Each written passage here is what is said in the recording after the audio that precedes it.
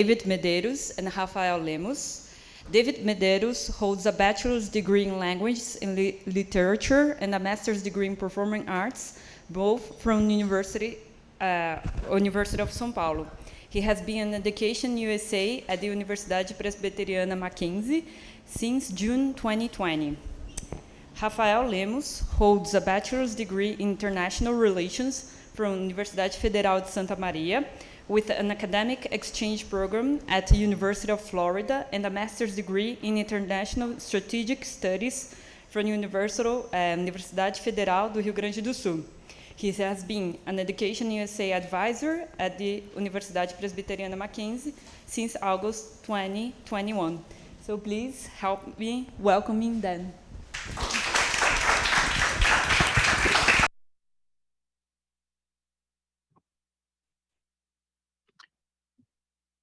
Hello, guys. So good afternoon. It's a pleasure for the two of us to be here with us, with you, with us as well, because we're pleased to be among yourselves.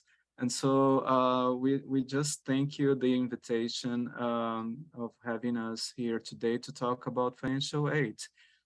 Education USA, we're going to talk about our network, but our topic today is how to get scholarships for the PhD program in the United States. And we're going to talk about the difference in these terms when we think about PhD and master's programs as well. Rafael, can we move to the next slide? So the Education USA Network is the official source of information about studying in the US. We are affiliated to the US government. And so there are more than 400 centers worldwide, and here in Brazil, there are 44 now, and 3 here in São Paulo. Next slide, please. Our mission is to promote US higher education, offering objective, comprehensive, and up-to-date information. Rafael and I, as Education USA advisors, are trained by the US Department of State so we can have this information to pass to you. Next slide. Our services, I don't know if you're familiar with the Education USA pharmacists by now, but we offer webinars such as this one that we are offering, individual advising sessions. We have events with American universities. We have a fair coming in April. Our Brazil Roadshow. We participate in events such as Salão do Estudante and other commercial fairs. We offer certified translations of academic documents, financial documents. Next slide, please. And we're going to talk more about this resource at the end of our presentation. This is the 5 steps to the US study. This is a resource that was developed by the Education USA Network in order to facilitate your understanding of the application process for undergraduate and graduate programs. When we have the first step here as researcher options is we're talking about your college university list, right? And we know that some fellows from American universities were talking to you about this process, and we are so glad that they were. And now we're going to talk about step 2, which is financial studies. The third one, complete your application, is when you are applying in the year of the application, right? And so the second semester of that year, you have all the applications to submit. And so this is the third step. Next slide, please. Well, the fourth and the fifth are the ones that we are all looking forward to, right? And so when we are applying for your student visa, and this just happened when you received your I-20 or DS 2019, so you can apply here at the US consulate for your visa, your student visa. And then time for prepare for your departure, which is like the moment that we are all looking for. Next slide, please. Guys, just, well, this part of our presentation is gonna be very like it's expositive, and then we go to the Q&A. But just to break the ice here, how many of you know by now the concept of best fit? Can you raise your hand, please? The concept of best fit.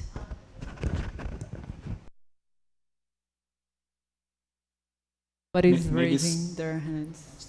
some students there in the back, right? Some students? Okay.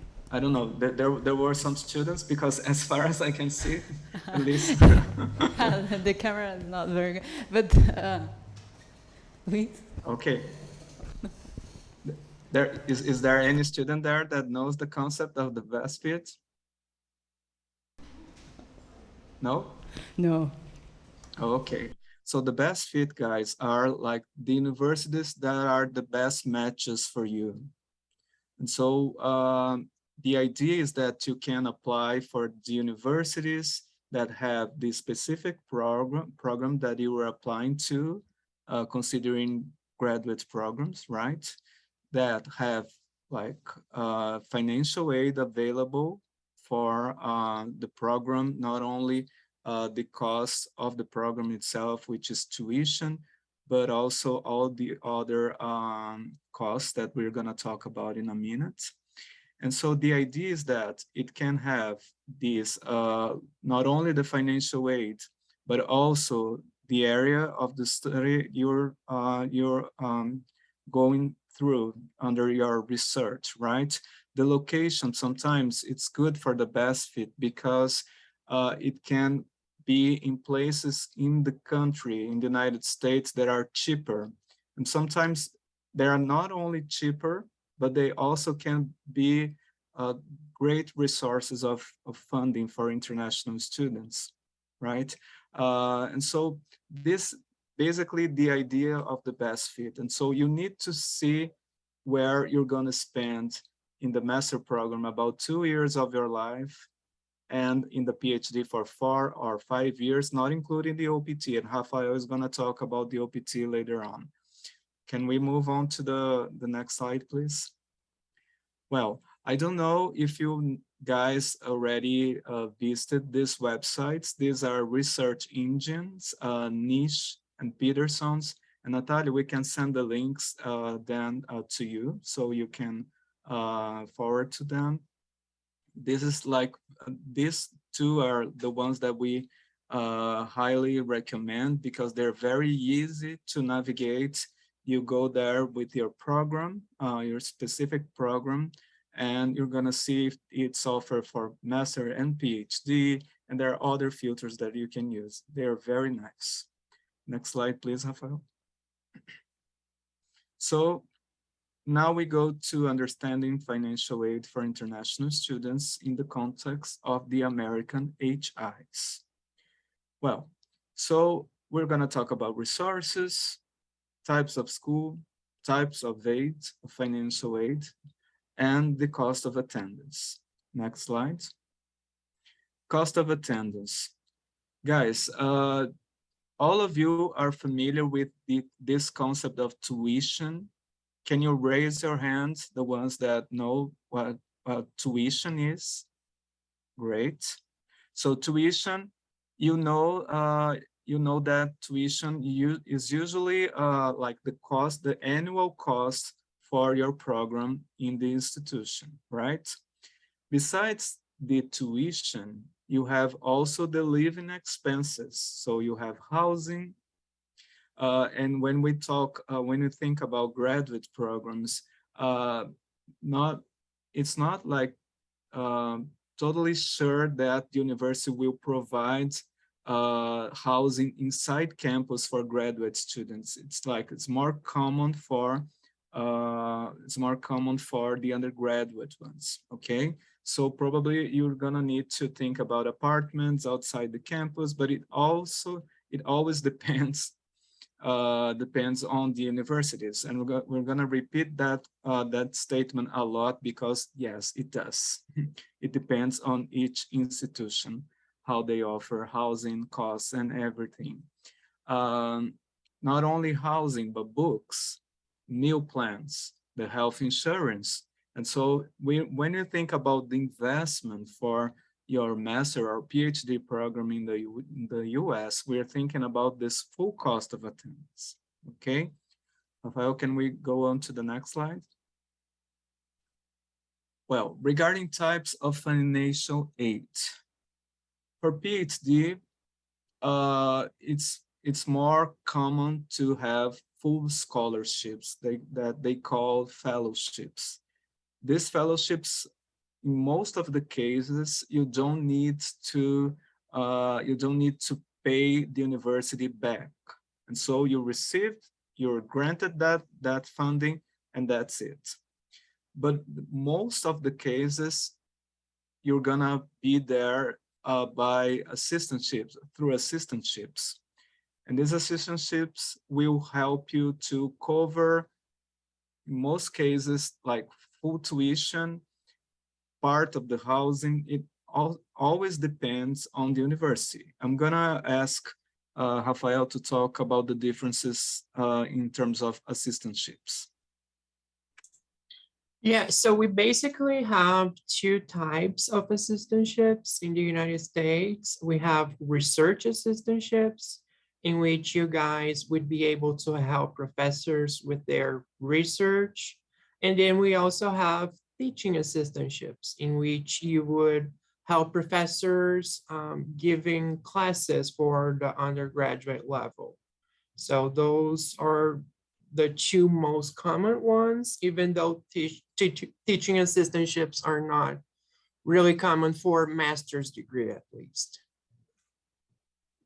Yes, and so when you think about these possibilities, we're thinking about the possibilities related exclusively to the universities.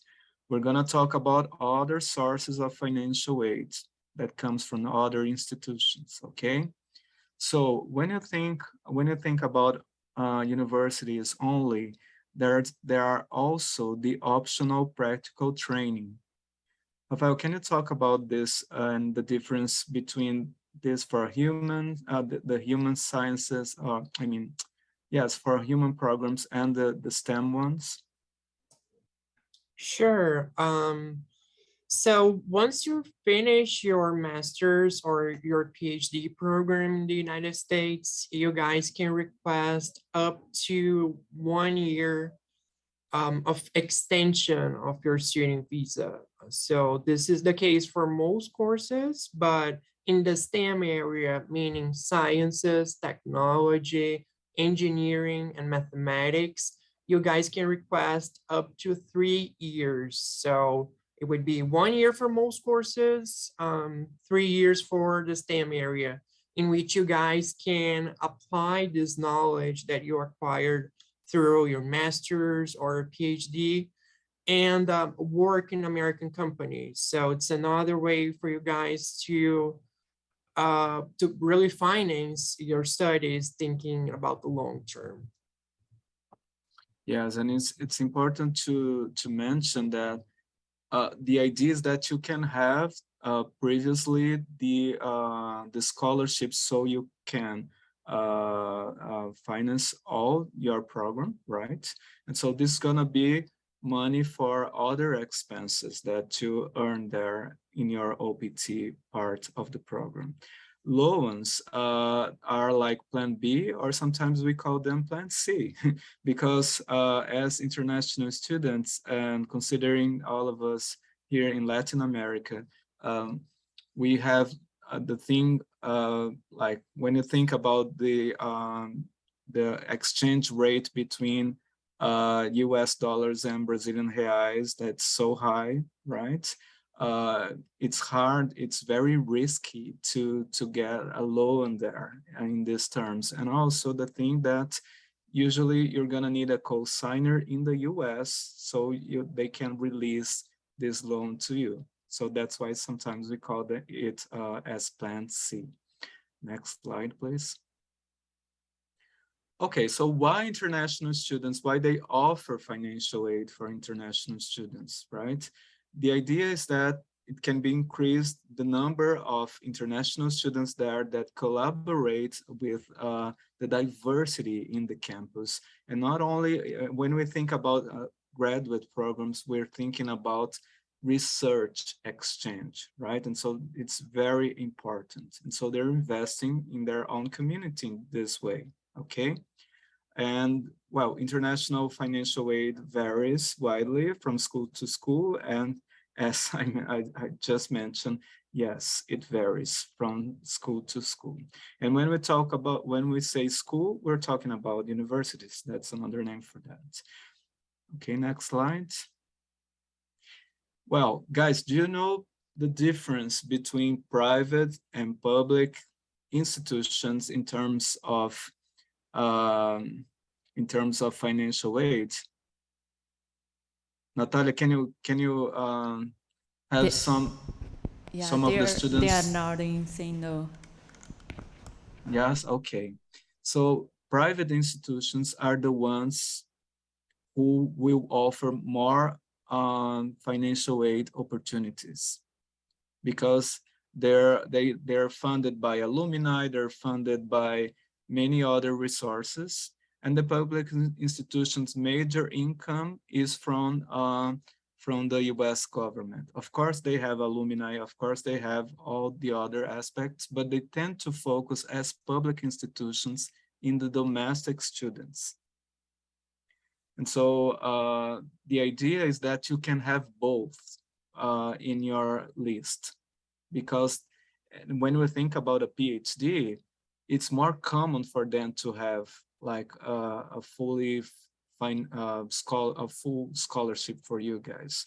Of course, it's hard, it's competitive, but it's more, it's easier, or maybe not easier, or less competitive than it would be for the master program, which, as Rafael mentioned, has less opportunities for funding, right? And as we see here in the slide, public institutions has limited funds for international students. And let us think back to about the best fit concept that we brought. Next slide. Now it's Rafael talking about the resources. So going on, we have some resources. The first one is our international website, in which we have a search engine for scholarships. There are over 1,000 scholarships that the institutions themselves register in the website. So please check that out. This second link right here is a list of institutions that have funded students for their entire course of study, or they have worked with other foundations or other sources to supplement their own funding. So it's a great way to start looking for those institutions that can really help you in your master's or your PhD. The third website and resource is uniga.com, which is a website that has more than 3 million scholarships, so many opportunities for you to look for. And then, most importantly, the university's website. This is really important at the master's and PhD level, because the departments are going to concentrate most of the funding. So how do you look for those funding opportunities in the university website? There are different pathways for you to find information. You can go to admissions, then financial aid, then international students, or you can go to admissions, international students, financial aid, or financial aid, prospective students, international, or you can go to frequently asked questions. There should be something like this in your institution website. So for you to do maybe a to-do list, Look for institutions based on your financial need. So have a college list of 6 to 8 programs that make sense with your financial reality. Make sure that those institutions will be able to help you financially, give you scholarships, assistantships, and any other funding opportunities. In case you don't find information about financial aid in the website, you can always ask the department. Just make sure that this question is not the first contact that you have with the institution. Make sure to introduce yourself first to the professors or maybe to the department. You can also look for other financial aid sources. We have in Brazil, Fundação Estudar, we have Fundação Lehman, we have Instituto Ling. Those foundations and institutions might be able to help you fund your master's or your PhD program. And you can always talk to us because we have many resources to help you look for those opportunities. Another interesting program that the Education USA Network has is the Opportunity Funds Program. It is provided by the US Department of State and the Education USA Network, and it provides funds to talented students who are highly competitive for full financial aid, but who do not have the financial means to apply to universities in the US. So what does the program offer? We have advising sessions with Education USA advisors, study material for exams. So if you need to take the GRE or the GMAT, document submission fees, exam fees, transportation and accommodation for exams, and then also certified translation of documents. It's a great program, and it's really for those students who are not able to pay for the application at all, but are still great students. Other resources, we have our video library, which is a great way for you guys to check past webinars and events that we had with American higher education institutions. We had a couple of those talking about financial aid. For example, last year we had a webinar on how to look for scholarships with the University of Florida. So please make sure to check the video library. Oops. We also have the Essay Writing Resource Center. It is a resource center for essays in English. So if you ever need to practice your writing skills in English, this might be the course for you. It has 9 modules. They go from Write with Style to the application for MBAs to STEM areas and so on.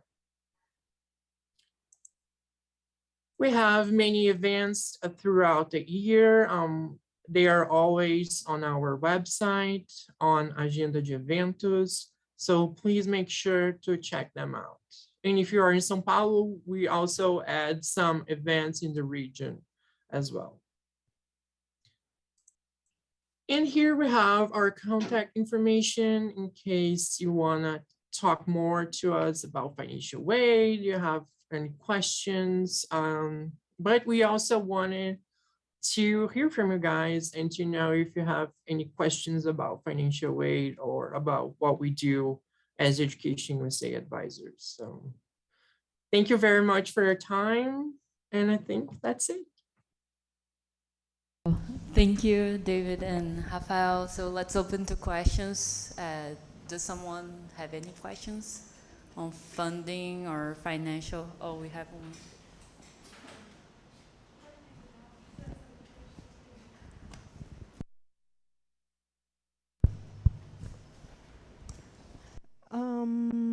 Okay, I was wondering about actually opportunities for internships, because I are you listening to me? Oh, okay. It's because Yes, we are. the screen is Yes. weird. Okay.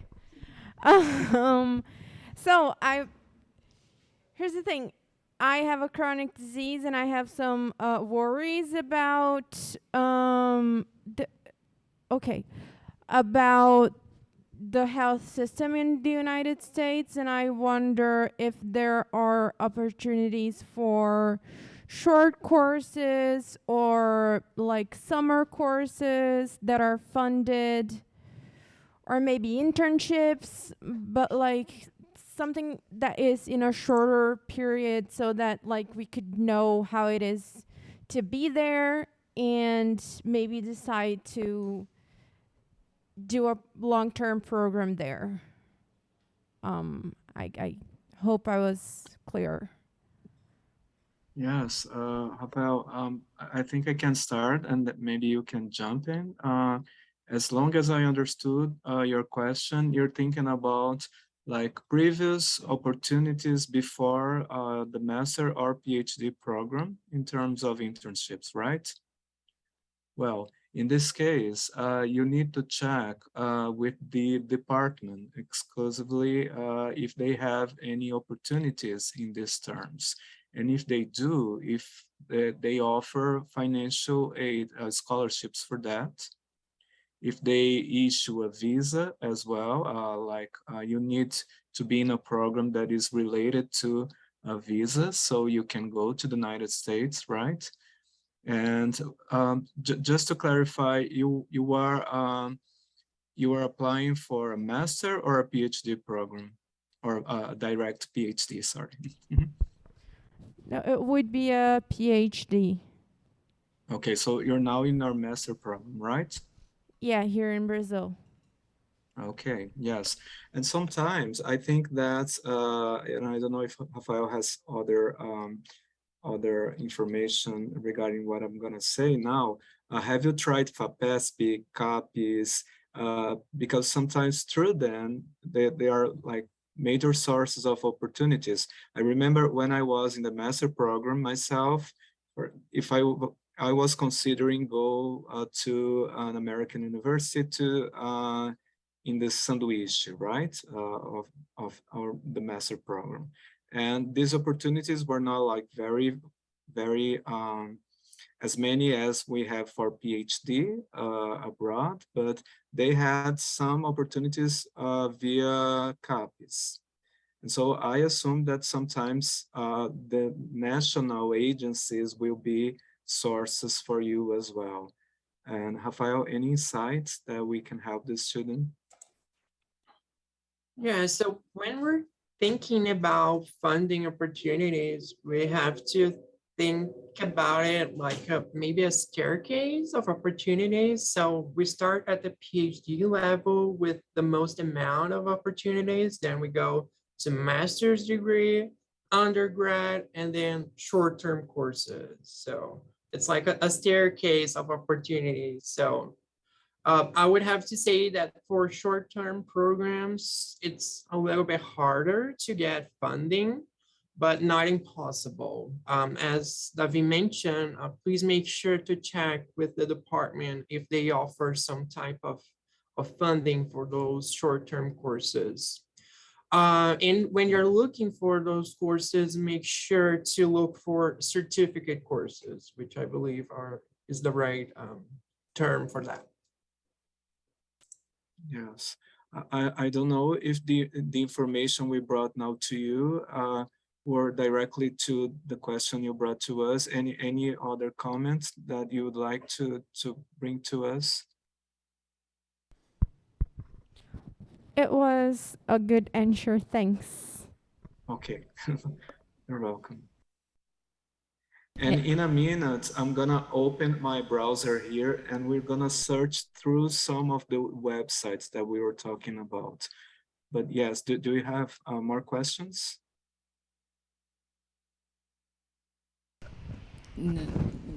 No questions? Okay. Yeah, David, I think you can go ahead and share the... Okay, so I'm gonna go through some of the links that Rafael just shared. You see my on my screen the Education USA website, right? So here, Programa Oportunidades Acadêmicas, Mestrado e Doutorado. It's open now for the ones who want to apply for the cohort, for the ones who are applying for 2024. The registrations are open by February 23rd, so next week. And here, when you see Estudar no ZEWA, you're gonna see pós-graduação, bolsas de estudo. The video library here is the link, but you also can go to our YouTube channel. I'm gonna go through the YouTube channel as well. When you go to nossas atividades, as I mentioned, we offer individual advising sessions, certified translations, and Rafael talked about the Essay Writing Resource Center. So here in the website, you can go easily to this resource, which is, as Rafael showed you, very nice. Please start using this free tool now to enhance what you learned there, right? Our agenda de eventos is also here, as he mentioned. Our international website. This is where the 5 steps that we mentioned here in the presentation is hosted, right? So you go to 5 steps to US study. In your case, step 2, finance our studies. You go to graduate, which is your case.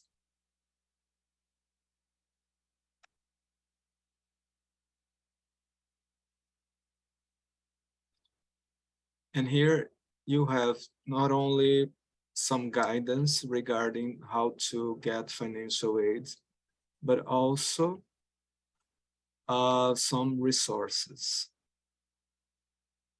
Okay, so many resources here, but I would highlight for the women in class now, the AAUW.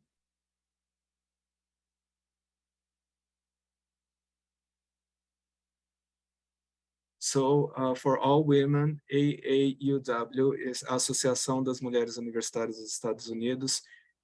It can be a source for you to complement the financial ship you are granted. We have a representative from Ohio State University that is she's a Brazilian. She's Brazilian, and she told us the other day that for her LLM program, she earned about $16,000 as a scholarship. And so it helped her in a way to complement the full cost of attendance of the program. So it can be a source, like it's an example of source for women, but there are other, if you visit there, our step 2 of the 5 steps to US study. Rafael was talking about the scholarship, the Latin American scholarship here provided by the universities in the state of Florida, right, Rafael? And so you have here the webinar.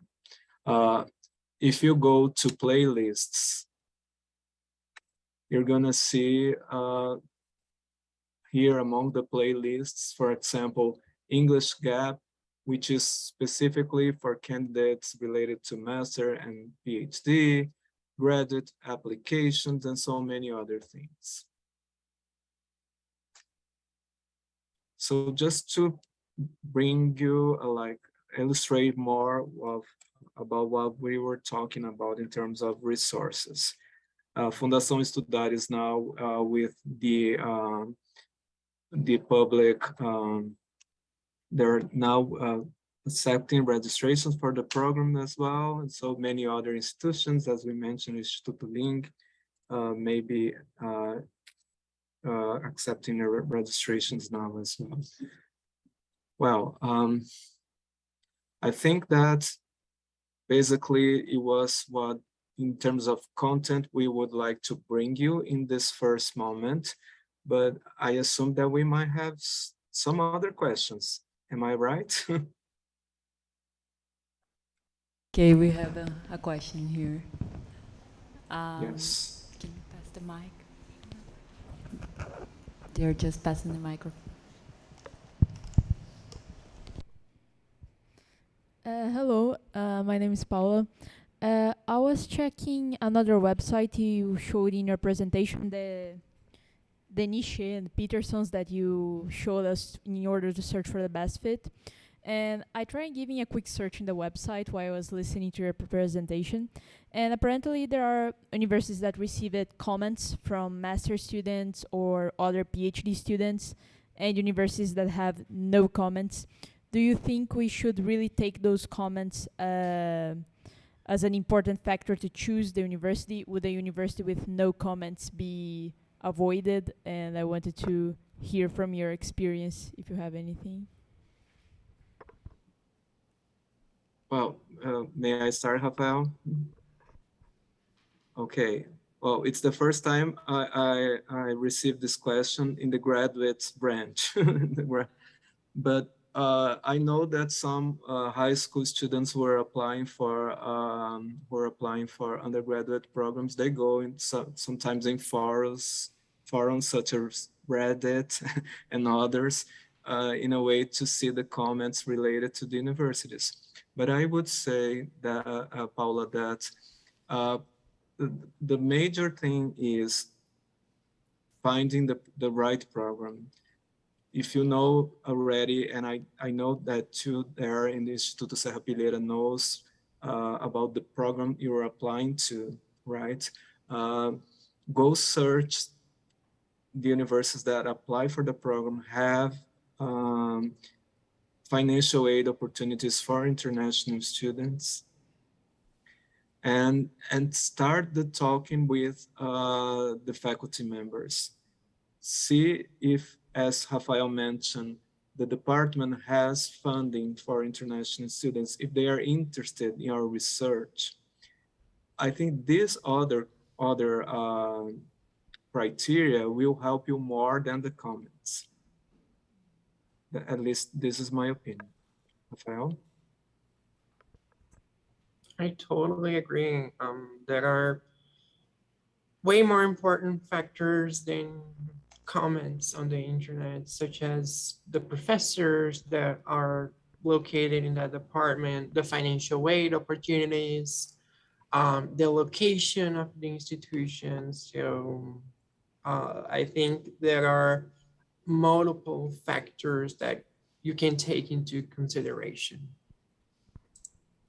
And before going to Sarah, and thank you, Paula, for the question, I'm gonna ask you a question here too, just because we have some time. Guys, do you consider applying to any state in the university, to any state in the United States if they offer you full funding? Yes? I'd say yes. They're saying Okay, yes, okay. So bear in mind that the United States has about 1,700 institutions that offer graduate programs. So it's a big range of institutions for you to find. That's why the search engines help, but it's just the beginning of the process, right? I was in December in Iowa State University. It was an invitation. It was so great to be in a public university there. Rafael studied in a public university, and we could see how they have so many investment in research, and the American universities invest a lot in STEM field, right? Which is the case for you guys. And so yes, please consider many different opportunities there from all, like there are 50 states, right? And including Alaska. And please bear in mind that you have many opportunities. And just to refresh probably, and I assume that our fellows from the American universities reinforce that you need to start your application with a good amount of time ahead, right? And so about 1 year and a half before the program starts. And so please get engaged as like in the best way you can in terms of researching these opportunities now. Sarah? Can you hear me? Yes. Okay. So I don't know personally many people that went to the US with full funding. My closest success case is probably from Fulbright, so it's not a conventional way of going. But I was thinking about some opportunities that I've read on some university websites where people say like, oh, you have a support for the first year and then you can try those Probably the apologies. assistantships, right? Yeah, assistantships, thank you. Those assistantships, but I was thinking about how safe is it? What are the chances of like going with 1 year funding and then having to like, I don't know, have another job to pay for my rent or something like that? Well, I would start with that because I just had an advisee last year, and she went to to Minnesota now, and she was trying to find some scholarships. She was not able to be funded in the master program, right? And in the I think it was November last year, she was trying to apply for assistantship, but she was like a little anxious about that, right? Because it could be and it could be not. And well, if our advice, and please, Rafael, just bring your comment on that, is that you can get the funding before going. I think it's important for us as international students to have this funding and ahead, right? And also, it's great that you mentioned Fulbright. I'm gonna browse through the Fulbright website as well. Thank you for bringing that, Rafael.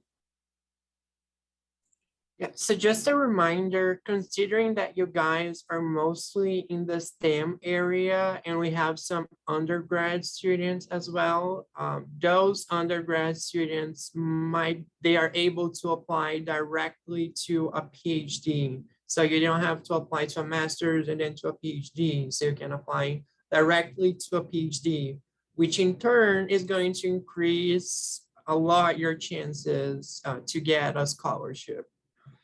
In answering the question, please make sure to apply to 6 or maybe 8 programs in the United States. So you can maybe choose in the end in which institution you would be able to apply. So maybe you get fully funded for 1 year in one institution and the other one is going to offer you full funding for the whole 4 or 5 years. So that's why it's actually important to get those numbers from 6 to 8 institutions in your college list.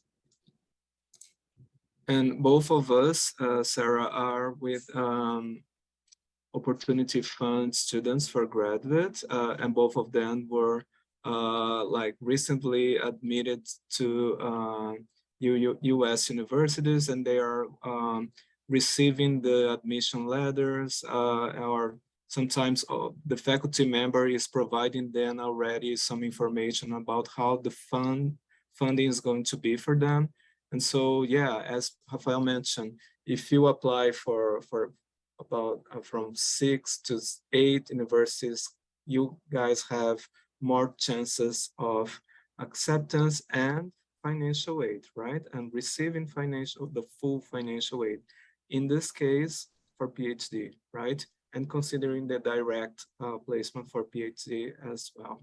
But remember, for master programs, these opportunities for full scholarship are more rare.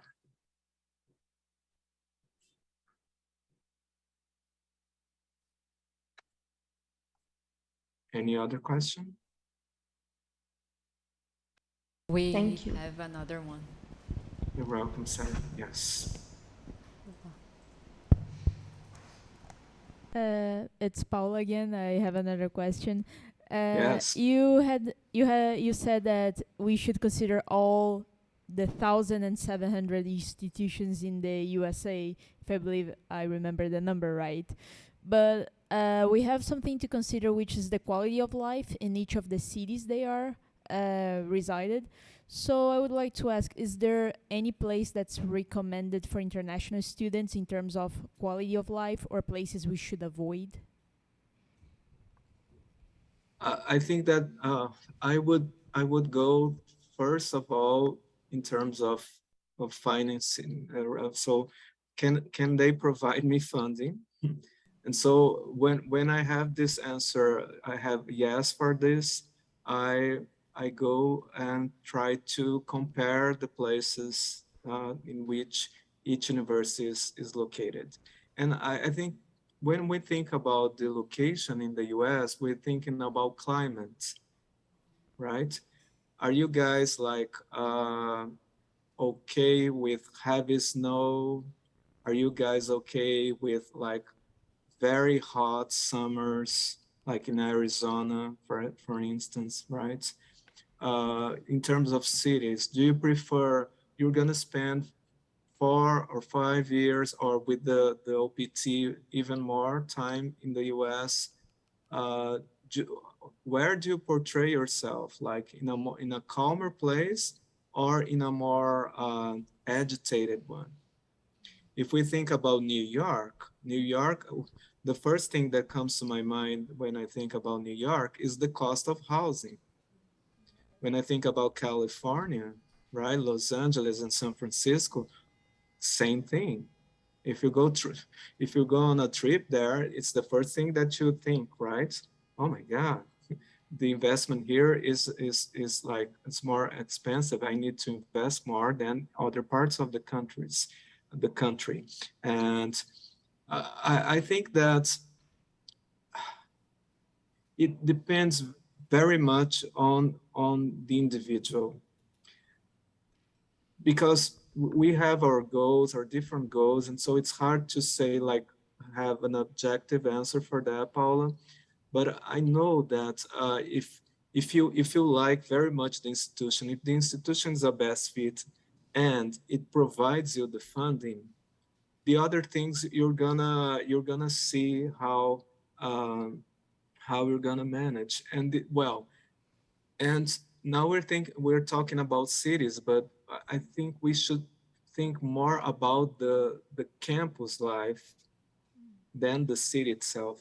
Because, for example, in Iowa, when I was there in Iowa State University has 26,000 students, and the city of Ames has 20,000 students. And so the university itself has more people there than the city.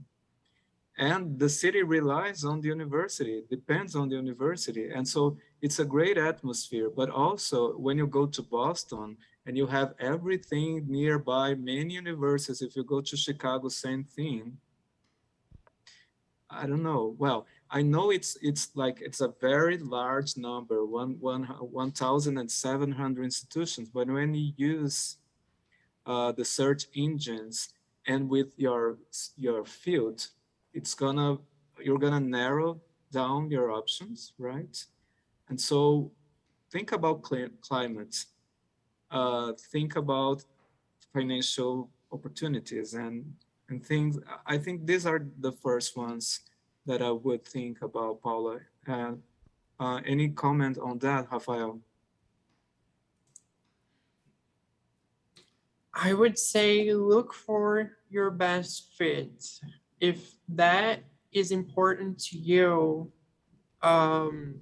then I don't know, look for places with better quality of living, or if you think scholarships are more important to you, then focus on those. Or if you would like professors specialized in your area, then look for those. So in the end, it's going to be a mix of all of those considerations and things that you care the most when looking for an institution. So uh, at the end of the day, always think about the best fit for you and for your academic and financial life.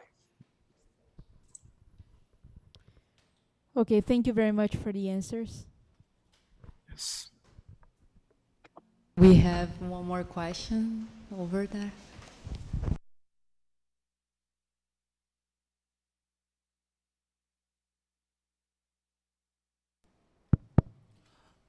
Hello, good afternoon. Hello. I'm Mateus, and my question is more concerned about profile. What would you say? What is a good profile to what they looking in students of PhD, and what kind of soft skills they most like on in USA?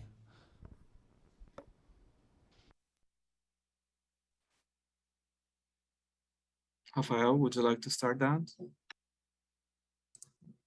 So I would say it's pretty much realistic. So they have multiple factors involved.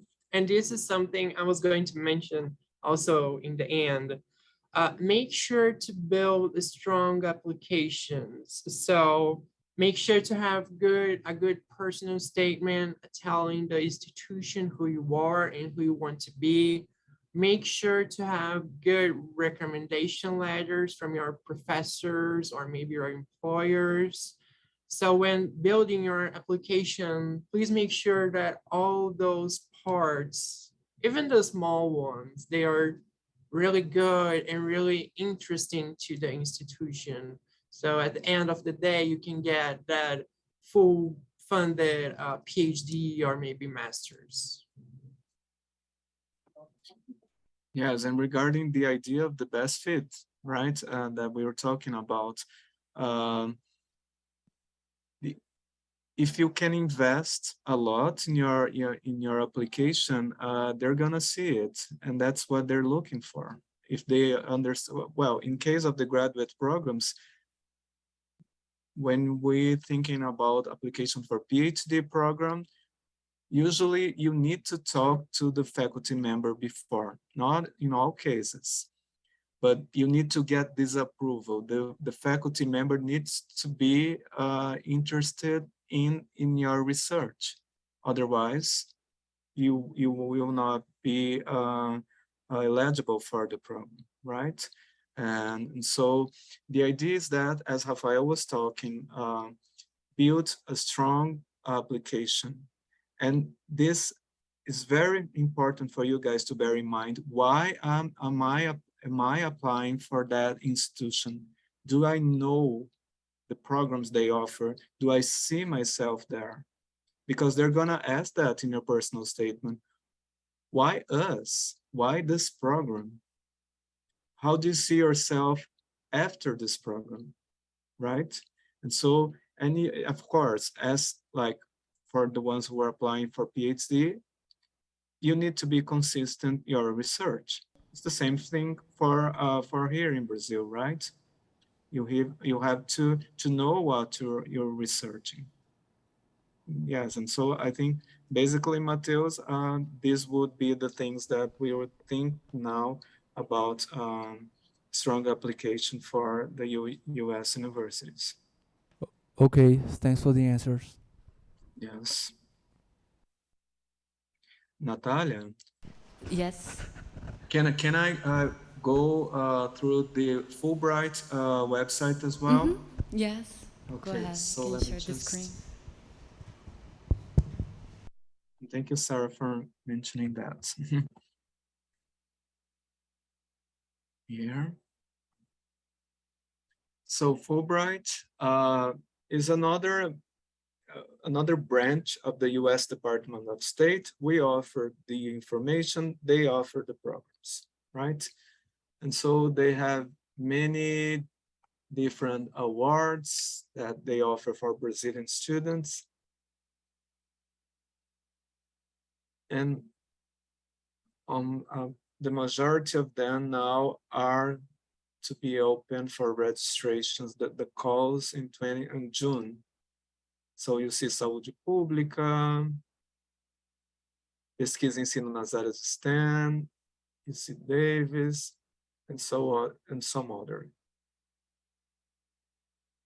So very easy, fulbright.r.br, bolsas. Let me just stop sharing here. And yes, one thing, Rafael, that I was trying to remember, Salão do Estudante. Well, we're gonna try to some of these links to send to Natalia, and so Natalia can forward that to you. And one of them is Salão do Estudante. Salão do Estudante is a commercial fair that's going to take place here in São Paulo in March 11th and the 12th. It usually brings institutions from many different countries and of course the US, and we'll be there. In April, FPP Media will get back to the in-person fairs as well, and we also have the link for that. But before that, we have our roadshow here at Mackenzie on April 11th. We're gonna have our first Education USA Fair of the year. There are about 40 institutions confirmed now, right, Rafael?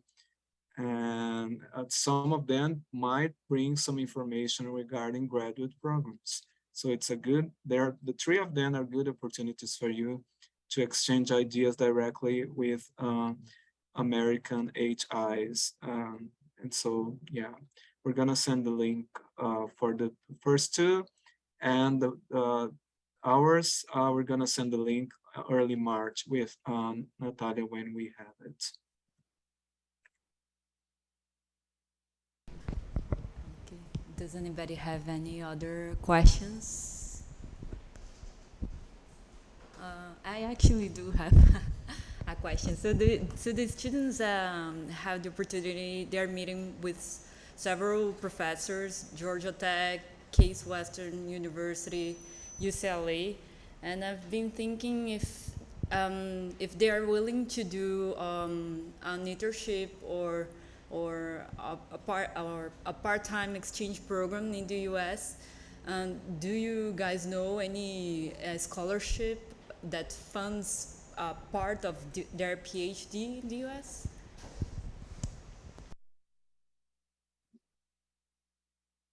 I would say that CAPES, FAPESP, because as a PhD student now, I just started the program. I'm gonna try to a visiting student through FAPESP or CAPES. I'll try one of them. Okay. No, just wondering if there are any initiatives from abroad too. Again, Natalia, yes, let me on the repeat that university. statement. Depends on the university. You go there searching for visiting scholar and see the opportunities that they can provide.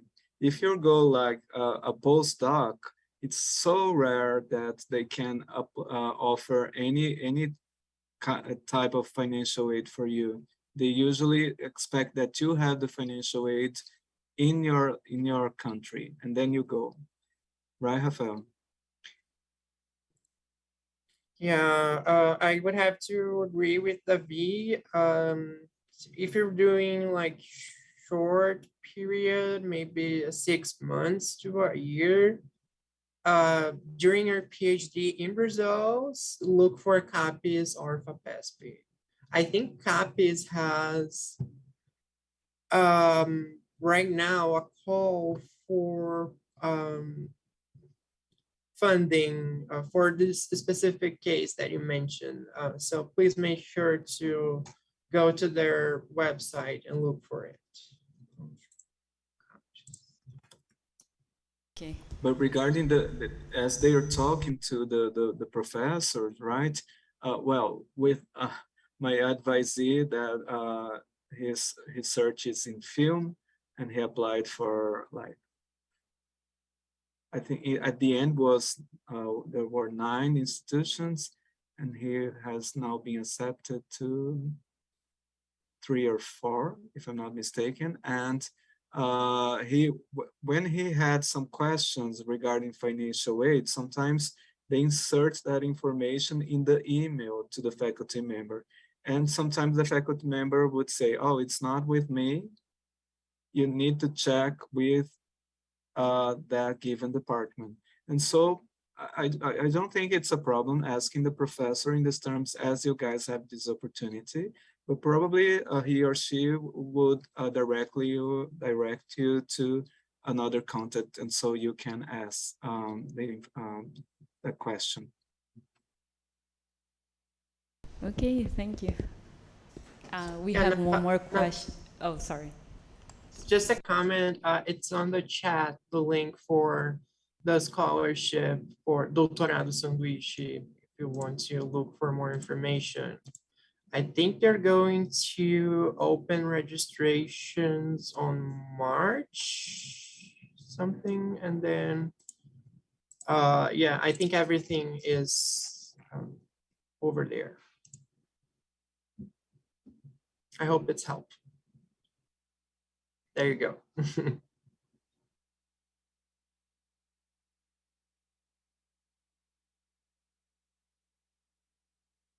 Thank you. Laimara, you can go ahead and make your question.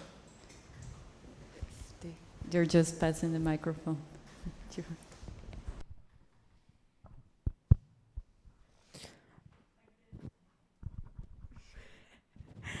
So I wanted to ask if you also have recommendations on NGOs okay, on institutions that offer fundings for Latinx or women, or specific to some groups, and maybe those institutions would offer more short-term grants or micro grants or something like that. And I wanted to know if you guys have recommendations that you could send to us. Yes, actually, step 2, I'm gonna browse it again and share specifically for all. So step 2, Education USA, that's state.gov. Here, when you enter, guys, all the links that, sorry, what's her name? Laimara. That Laimara asked, you're gonna find more information here, Laimara, and all of you, okay? So resources from other institutions, from all organizations, and probably NGOs as well. But for women, I'm gonna repeat this one, Laimara. AAUW, which is for mulheres universitárias nos Estados Unidos, nesse caso, americanas. In this case, you have funding for international students as well, for women. aauw.org. And so please go through, guys, this the step 2. I'm gonna find more links there. Thanks. And also, yeah, you're welcome. And please check, sometimes the departments can offer special scholarships related to gender, race, right? And the fact that we are Latinx, and yeah. Mm-hmm.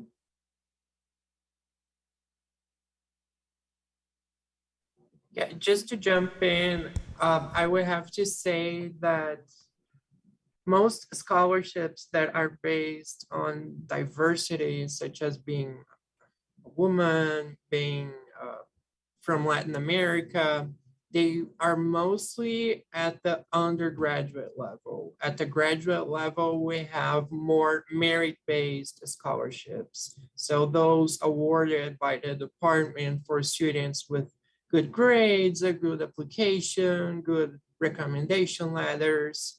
But those scholarships based on diversity, they do exist, as David mentioned, but they would be more common at the undergraduate level.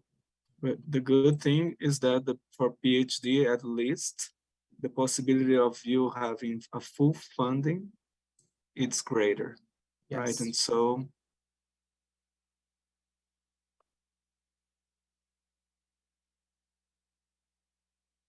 Okay, does anybody have any other question? I think it's all said. So, Rafael and David, thank you so much for taking your time to be with us. I think it was you gave so many tips on funding. Hopefully they will go, I will forward them all the links and all the materials so they can check it out, everything later. So everyone, let's give them a round of applause.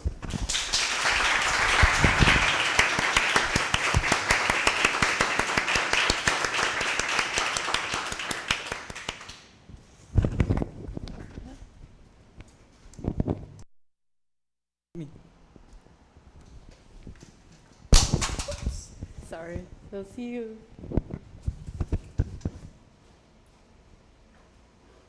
so thank you very much, Natalia, for all of us, for your time as well. We are so pleased to share, and we are here for that. And please go and follow us on our Instagram at Education USA SP, because there you're gonna find all the resources as well, and the events that we participate in. Okay, thank you.